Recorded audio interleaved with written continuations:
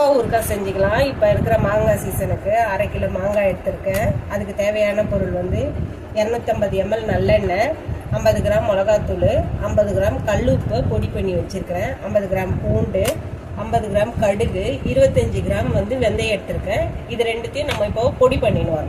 வெந்தயம் கடுகை நம்ம கொட்டிக்கலாம். இதில் மிளகாத்தூள், உப்பு, உரிச்ச பூண்டு,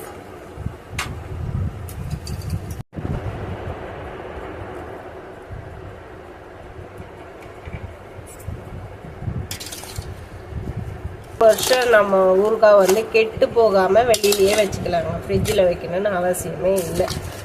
நம்ம ஒரு மூடி போட்டு மூடி வச்சிடலாம்.